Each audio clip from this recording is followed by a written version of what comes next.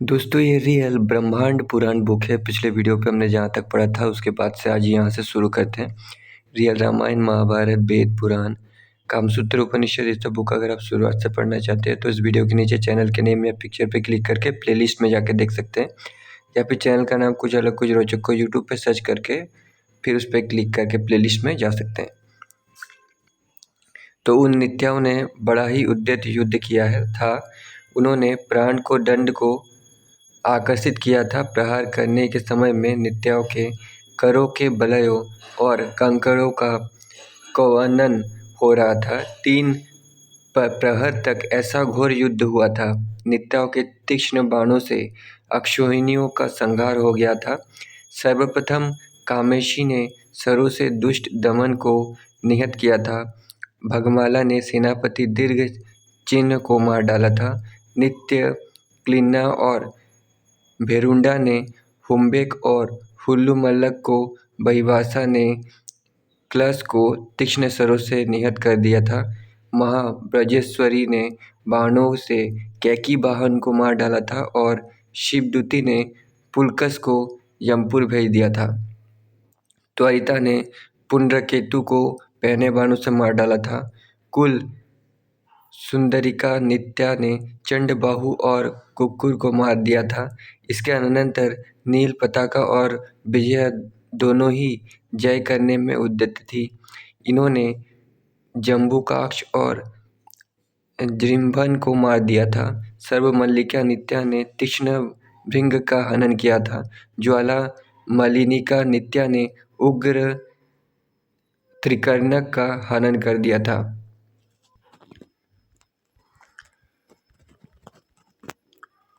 अथ प्रथम युद्ध दिवस दक्ष अक्षौहिणी से युक्त वीर्यशाली भी दंडनाथा के तीक्ष्ण सरों से रण में भग्न होकर भाग गया था।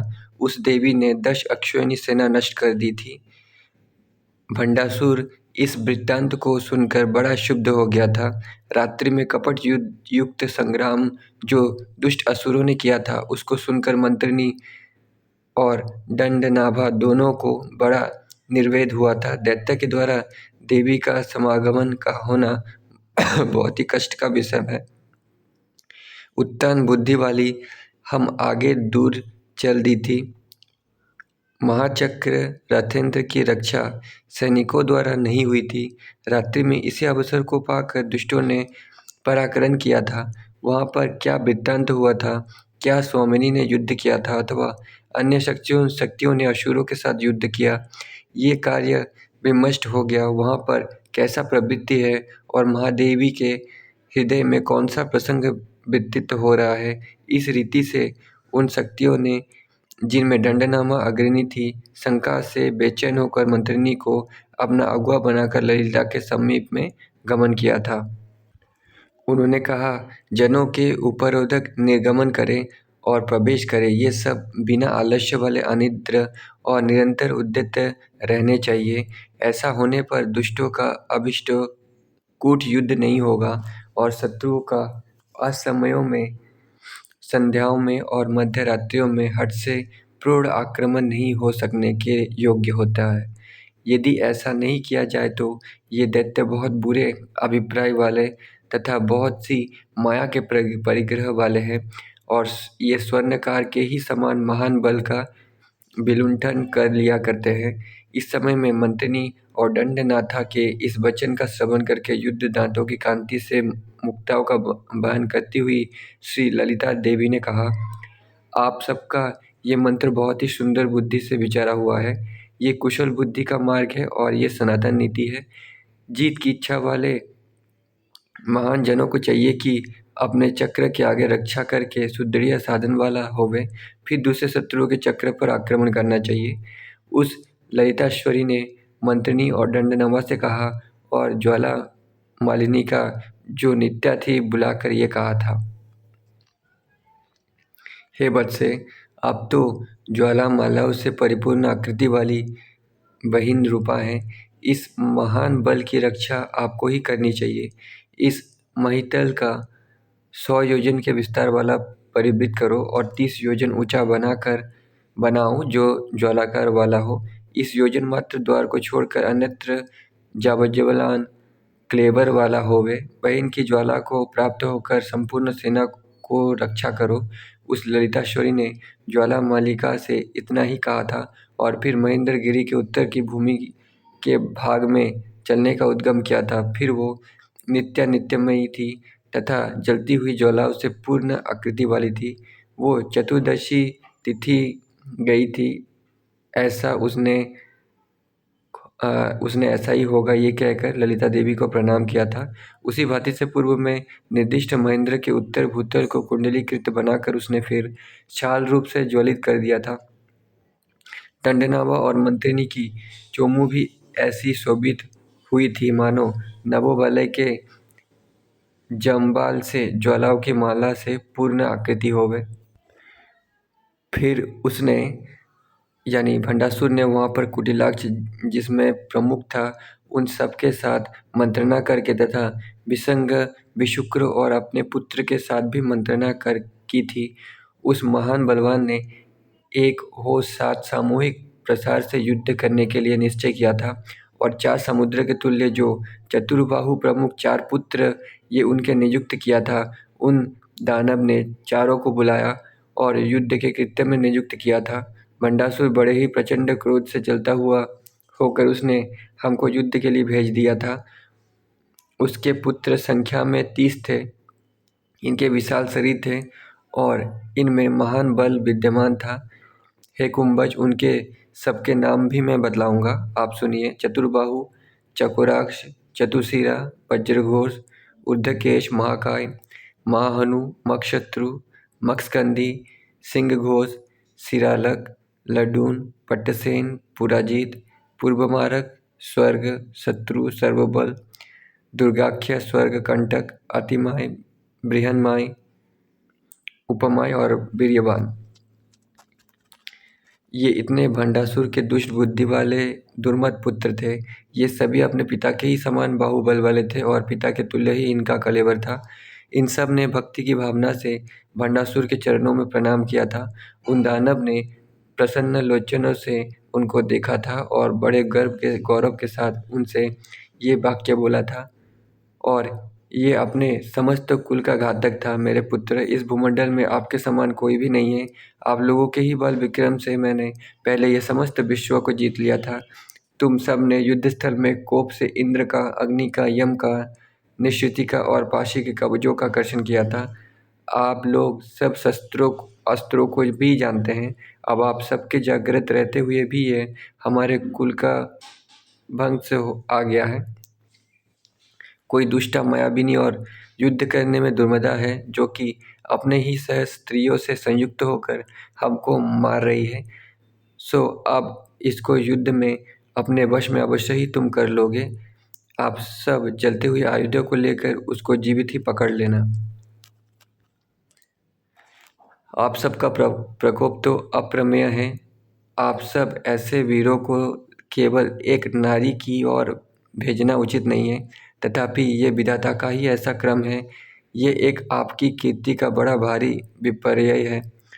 उसको आप लोग सहन कर लीजिए, क्योंकि आपकी बड़ी ही शूरता है और एक साधारण नारी पर आक्रमण करना है। ये कहकर उस भंडासुर ने उन सबको युद्ध में भेज दिया था तथा उनकी सहायता के लिए 200 अक्षौहिणी सेनाएं भी भेज दी थी। वो 200 अक्षौहिणी सेना भी सब में शिरोमणि थी। वे सभी सैनिक क्रोध से अपनी भृगुटियों को ताने हुए थे और हाथों में हथियार लेकर वहाँ से निकले थे। जब भंड के पुत्र ने निर्गमन किया था, उस समय भूमंडल काँप उठा था। अनेक उत्पात उत्पन्न हुए थे और संपूर्ण जगत भयभीत हो रहा था। उस पूर्व की प्रौढ़ स्त्रियों ने विथियों में यानों के द्वारा चलते हुए महान उल्बान उन कुमारों के ऊपर लाजाओं की वर्षा की थी। बंदीगण और मागधों ने उन कुमारों का स्तवन किया था और पूर्व की अंगनाओं ने द्वारों पर उनकी मंगल कामना से आरती की थी। उस समय में ये भूमि विद्यमान सी हो रही थी और आकाश आकृष्यमान सा हो रहा था। उनके निकलने के समय सागर चूर्णमान सा हो गया था। 200 अक्षौहिणी सेना को साथ में लेकर उस भंड के पुत्र नगर से भृकुटी को तान कर क्रूर मुख वाले होते हुए निकल कर चल दिए थे। वे यही कहते हुए चल रहे थे कि हम समस्त शक्तियों की सेनाओं को खा जाएंगे और रण में एक ही क्षण में अपने तीक्ष्ण बाणों से उनके सभी आयुधों को चूर्ण कर देंगे। उस अग्नि की चहार दीवारी के वलय को भी वेग से शांत कर देंगे। उस दुर्विदग्धा ललिता की शीघ्र बंदी बना देंगे। ललिता को वे भंडासुर के पुत्र परस्पर में वीर भाषणों के उद्घोषों से बातचीत करते हुए उस अग्नि के प्रकार के समीप में प्राप्त हो गए थे। यौवन से और बड़े बड़े हुए मद से अंधे हो गए थे और उनकी दृष्टि रुद्ध हो गई थी। उन्होंने अपनी भौहों को तिरछी करके बड़ा भारी सिंहनाद किया था। प्रचंड स्पर्श वाले उस सैन्य समुदाय से ये संपूर्ण ब्रह्मांड वितीर्ण सा हो गया था। वो सैन्य समुदाय उत्पातजनक मेघों से उत्कृष्ट घोर निर्घात के वेग वाला था। इस अनुभूत महान घोष का डंबर ऐसा था कि उसने शक्तियों के कानों को और मनों को क्षुब्ध कर दिया था। अनेक प्रकार के आयुधों के गिराने से विमानों की छटा को मूर्छित करते हुए उन्होंने वहां आकर अपने सैनिकों के साथ कलकल ध्वनि कर दी थी। चतुर्बाहु जिनमें प्रमुख था, ऐसे उन भंडासुर के कुमारों को आए हुए जानकर, जो कि युद्ध के लिए समागत हुए थे, बाला ने अपने मन में कौतूहल किया था। उस ललिता देवी के निकट में वास करने वाली कुमारी समस्त शक्तियों के चक्रों की पूज्य और विक्रम वाली थी। कुमारी ललिता के ही तुल्य आकार वाली थी। उसने कोप किया था, जो सदा नूतन वर्षा के ही समान समस्त विद्याओं की बड़ी खान थी। उसकी श्रोणी बाल सूर्य के तुल्य लाल वर्ण की थी तथा उसका शरीर भी शोण था, रक्त था। वो महारागी के पादपीठ पर ही नित्य सन्निधान करने वाली थी।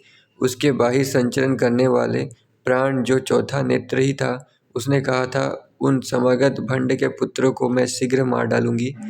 उस बालंबा ने ये निश्चय करके महारानी से कहा था, हे माता ललिता देवी, भंडासुर के पुत्र युद्ध करने के लिए आ गए हैं। मैं कुमारी होने से बड़े कौतुक के साथ उनके साथ युद्ध करना चाहती हूँ। ये युद्ध करने की खुजली मेरे बाहुए फड़क रहे हैं। आप मुझे इसके लिए निवारित ना करें, क्योंकि इस निषेध करने से तो मेरी ये क्रीड़ा का हनन ही हो जाएगा। मैं तो छोटी बच्ची हूँ, सर्वथा ही क्रीड़ाओं में मेरा अनुराग रहा करता है। क्षण भर रण करने की क्रीड़ा से मुझे बड़ी प्रसन्नता होगी और चित्त में आनंद होगा। जब इस तरह से देवी से कहा गया था तो ललिता देवी ने उस कुमारी से कहा था, हे वत्से, तुम तो बहुत ही कोमल अंग वाली हो, 9 ही वर्ष की हो और नूतन क्रम वाली हो, और तुमको नए युद्ध की शिक्षा मिली है। ऐसी कुमारी तुम मेरी एक ही सैनिका हो। तुम्हारे बिना मुझे एक क्षण भी निश्वास नहीं होता है। तुम तो मेरे श्वास की ही श्वास ही हो, अतः तुम इस महान संग्राम में मत जाओ। दंडिनी और मंत्रिनी ऐसी अन्य करोड़ों ही शक्तियां हैं, हे वत्से, जो इस संग्राम में उपस्थित ही रहती है। तुम ऐसा प्रमाद क्यों कर रही हो? इस रीति से ललिता देवी के द्वारा उस कुमारी को रोका भी गया था, तो भी कुमारावस्था के कौतुक से समाविष्ट होकर पुनः युद्ध करने की प्रार्थना उसने की थी। श्री ललिता अम्बा से उस कुमारी का परम दृढ़ निश्चय समझकर अपनी बाहुओं से खूब अच्छी तरह समालिंगन करके उसको युद्ध करने की आज्ञा दे दी। ललिता देवी ने अपने कवच से एक कवच निकाल कर उसको दिया था और अपने आयुधों से आयुध देकर उसको विदा किया था। चाप और दंड से महारागी का कर्णी रथ था, जो सैकड़ों हंसों से युक्त था। उस पर कुमारिका ने समारोहण किया था। उसके रण में प्रवृत्त हो जाने पर सभी पर्वोपस्थित देवता हाथों को जोड़े हुए हंसियों को प्रवृत्त करके प्रणाम करने लगे थे। उनके द्वारा प्रणाम किए जाने पर वो देवी चक्रराज रथोत्तम से नीचे उतर गई और वहाँ पर जो सेना थी उसका आवागमन किया था। इसके अनंतर उस कुमारी को कोप से पाटल और आती हुई देख तो मंत्रिनी और दंडनामा ने भय युक्त होकर ये वचन कहे थे, हे भद्रदारिके, क्या आपने युद्ध में व्यवसाय किया है? महारागी ने अकांड में ये क्या रण की और आपको भेज दिया है? हे बालिके, क्योंकि आप तो श्री देवी के मूर्तिमान जीवन ही है, अतएव ये उचित नहीं है जबकि सेनाएं विद्यमान हैं। आप तो इस समय इस रण करने के उत्साह को त्याग कर लौट जाइए। आपको हमारे प्रणाम किए जाते हैं। इस तरह से उन दोनों के द्वारा प्रार्थना भी की गई थी, तो भी दृढ़ निश्चय वाली वहाँ चल दी थी। मंत्रिनी और दंड नायिका दोनों अत्यधिक विस्मय से समाविष्ट हो गई थी और उसके दोनों ओर उसी की रक्षा करने के लिए चल दी थी। इसके अनंतर अग्नि के वरण के द्वारा उन दोनों से अनुगता होती हुई जो बहुत सेना से युक्त थी कुमारिका, वो वहाँ से निर्गत हुई थी। करनी रथ पर विराजमान स्वामी के सहित समस्त शक्तियों की सेनाओं पर अनुग्रह करती हुई वो रवाना हुई थी। उसके मार्ग में सभी प्रणामांजलियाँ कर रहे थे। शत्रु का दमन करने वाली ने भंडासुर के पुत्र पर आक्रमण किया था। उस कुमारी की प्रादेशिक सेना नहीं थी, समस्त ललिता की ही सेना उसकी सेना हो गई थी। इसके अनंतर अतीब उद्यम पराक्रम से यो संयुक्त महान युद्ध प्रवृत्त हो गया था। उस कुमारिका ने अपने बाणों के ज्वालों की उन दैत्येंद्र पर वर्षा की थी। उन भंडासुर के पुत्र के साथ उस महाराज्ञी की कुमारिका का जो युद्ध उस समय में हुआ था, वो सभी सुरों और असुरों के द्वारा स्पेह करने के ही योग्य था। कर्णी रथ पर स्थित हुई बाणों के मंडल की वर्षा करने वाली उस 9 वर्ष की कुमारिका को देखकर दैत्यराज का पुत्र अत्यंत अधिक विस्मित हो गया था। प्रतिक्षण उस बालिका के द्वारा किए जाने वाले युद्ध का समाचार परिचारिकाएं भ्रमण करती हुई महाराज्ञी को बता रही थी। मंत्रिनी और दंडनाभाओं ने उस कुमारिका को कभी भी युद्ध में साथ नहीं छोड़ा था। वे दोनों प्रेक्षक थी और चुप ही हो गई थी। सूर्यदेव की बिंबमाला के ही तुल्य वो एक ही स्वरूप वाली कुमारी समस्त दैत्यों के पुत्रों को प्रत्येक को भिन्न दिखाई दे रही थी। अग्नि चुड़ाल बाणों से उनके कर्मों का भेदन करती हुई युद्ध कर रही थी और उसका मुख क्रोध से लाल रक्त कमल के ही समान शोभित हो रहा था। नभ में देवगण देखते हुए बड़ा ही आश्चर्य प्रकट हो रहे थे तथा मंत्रिनी और दंडनाभा के अनेक प्रकार के साधुवाद भी कहे जा रहे थे।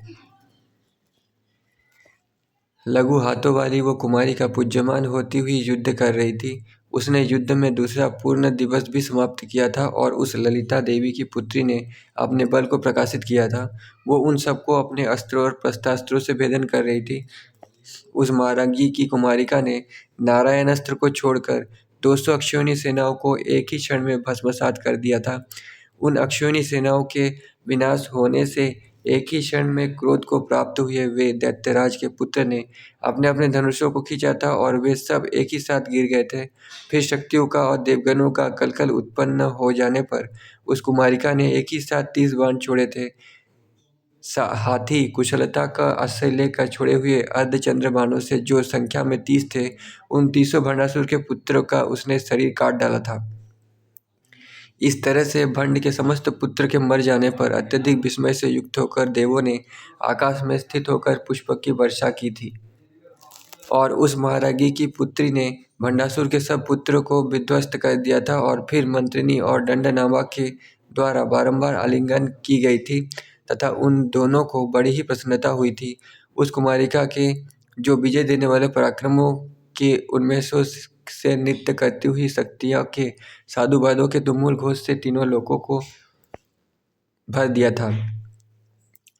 समस्त शक्तियों के सेनानियों ने, जिसमें दंडनाभा भी थी, उस महान आश्चर्यजनक युद्ध की विजय को महाराज्ञी को निवेदित करने के लिए तैयारी की थी।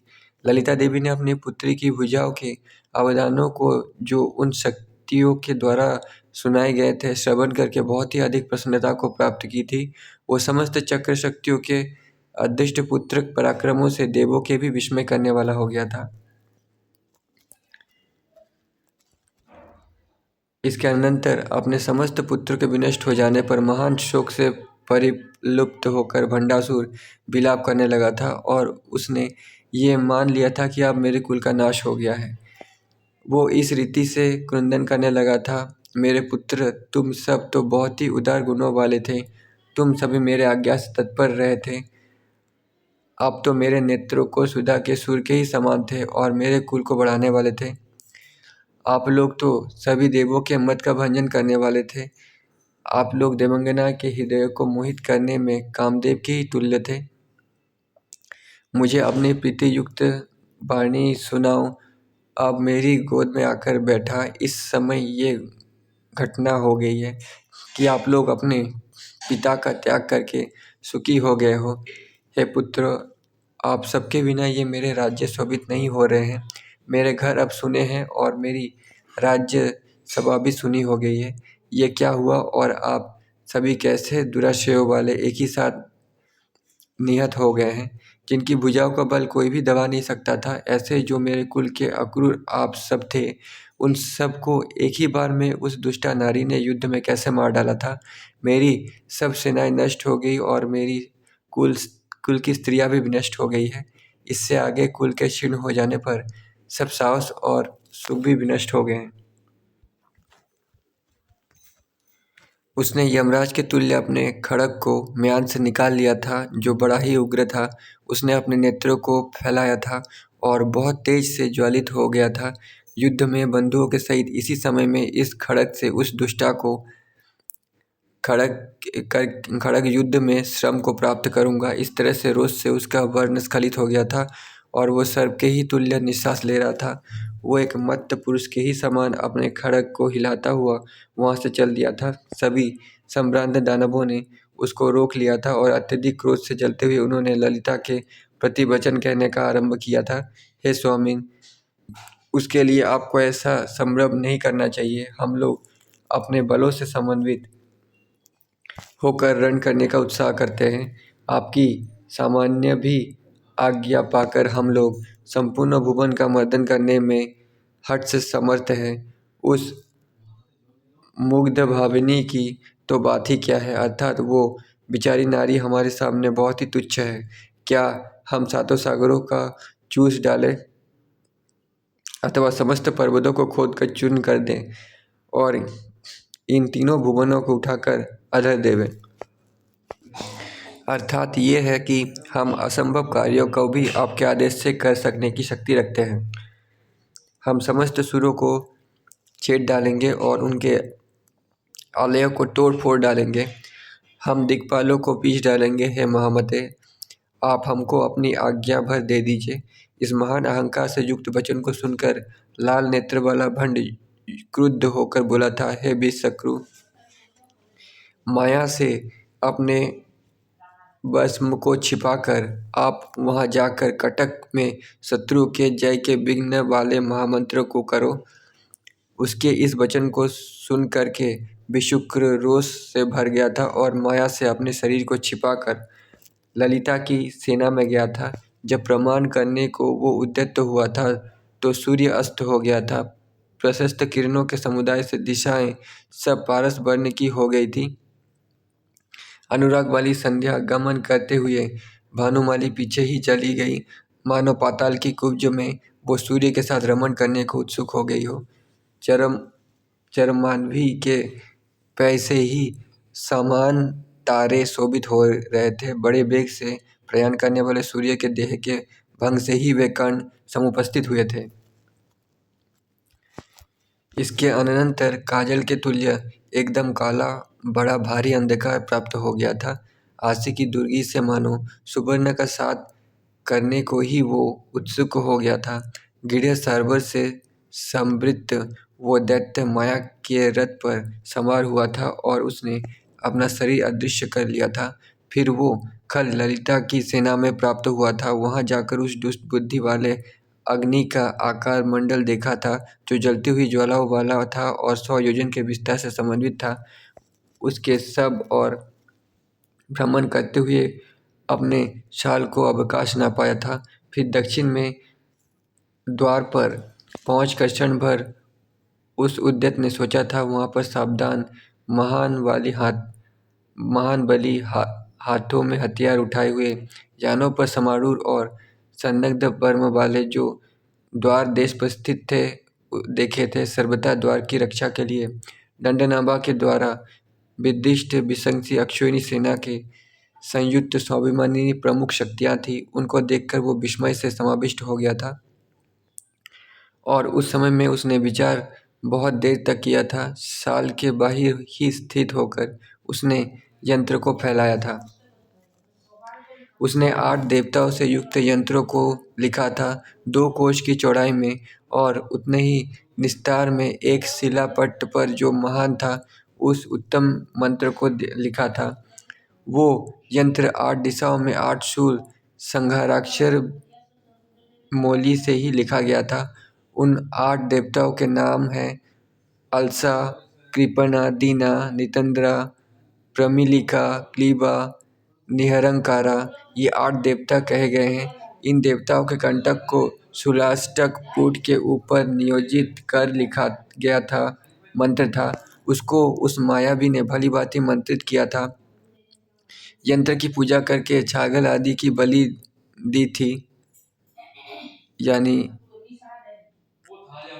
जो बकरी था उसका बलि दिया था। उस असुर ने समर में चारिकटक में उसका क्षेप किया था। उस प्रकार के बाहिर के भाग में रहने वाले उस दुष्ट घी ने प्रक्षिप्त किया था और उल्लंघन कर कटक के मध्य में रण में गिरा था।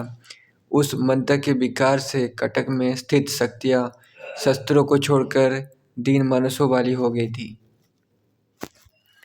उनको ऐसा संन्यास हो गया था कि उनके मनों में ये भाव उत्पन्न हो गए थे कि इन असुरों के मारने से क्या कार्य होगा। ये शस्त्रास्त्रों का क्रम भी व्यर्थ है। जय की सिद्धि से भी क्या फल है। युद्ध में प्राणियों की हिंसा से पाप होगा। ये देवों के लिए क्या है, इससे हमारा भी क्या होगा। कल करना व्यर्थ है और युद्ध के कर्म से क्या फल होगा।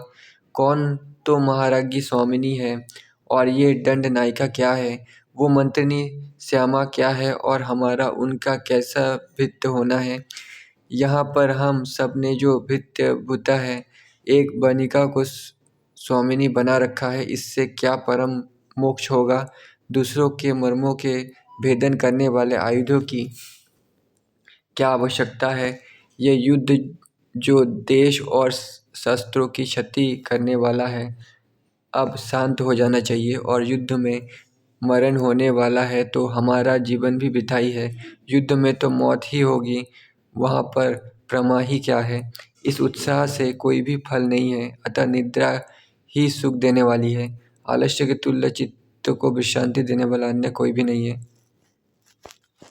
हमको ऐसे जानकर वो राज्ञी क्या करेगी, उसको राज्ञी बना देना भी तो हम ही सब ने कल्पित किया है। इस रीति से हमारे द्वारा सब जब वो उपेक्षित होगी तो वो भी नष्ट बल वाली हो जाएगी। जब नष्ट बल वाली राज्ञी होगी तो फिर वो हमको क्या दीक्षा देगी। इसी प्रकार से उन शक्तियों ने रणारंभ को त्याग दिया था और सब हथियार छोड़ दिए थे। वे निद्रा से घूर्णित होती हुई द्वार पर ही रह गई थी। सर्वत्र कार्य में मंदता आ गई और मदालस्य छा गया था। वो महान शक्तियों का कटक उस समय में शिथिल हो गया था। ये महायंत्र जय विघ्न था जिसको उस दानव ने किया था। कटक का प्रमंथन करने की इच्छा वाला वो उसके प्रभाव से निर्विघ्न हो गया था। उस समय में फिर नगर से निकलकर फिर 30 अक्षौहिणी सेना से युद्ध होकर विशुक्र दैत्य शत्रु के कटक में आ गया था। फिर रण के निश्वासों के शब्द सुने गए थे तो भी वे शक्तियाँ कटक में उद्वेग ही नहीं हो गई थी। उस मंत्र शक्ति से सभी देवियाँ युद्ध में उनका मन भंग हो गया था। उस समय में विघ्न यंत्र से समुत्पन्न विकारों से मानवभाव होने के कारण से मंत्रिनी और दंडनाभा अपृष्ट थी और उनकी बड़ी चिंता प्राप्त हो गई थी। अहो, बड़े खेद का विषय है और महान कष्ट तथा भय आ पड़ा है। अथवा ये किसका विकार है जिसके प्रभाव से समस्त सैनिक उद्विग्न हीन हो गए हैं। आयुधों का सरंभ निरस्त कर दिया गया है और सब निद्रा तथा तंद्रा से विधुरनीत है। ना तो ये वाक्य को मानते हैं और ना महेश्वरी का ही अर्चन करते हैं। ये सब शक्तियाँ उदासीनता कर रही हैं और निष्प्रिय हो गई हैं। वे मंत्रिनी और दंडनाभा इस प्रकार से चिंतामग्न हो गई थी और चक्र स्पृहन पर समारूढ़ होकर उन्होंने महाराज्ञी से कहा था। मंत्री ने कहा, हे देवी, ये किसका विकार है कि सब शक्तियों ने उद्यम त्याग दिया है। हे महाराज्ञी, विश्वपालिता आपकी आज्ञा को भी वे अब नहीं सुनती हैं। वे परस्पर में सब कर्मों को छोड़कर विरक्त हो गई हैं। वे निद्रा और तंद्रा से मुकुलित हो रही हैं और दुर्वाक्यों को कहती है। वे कहती है कि ये दंडिनी और मंत्रिनी कौन और क्या है, तथा ये महाराज्ञी क्या कौन है, और ये युद्ध भी कैसा है। ऐसा ही बहुत क्षेप कर रही हैं।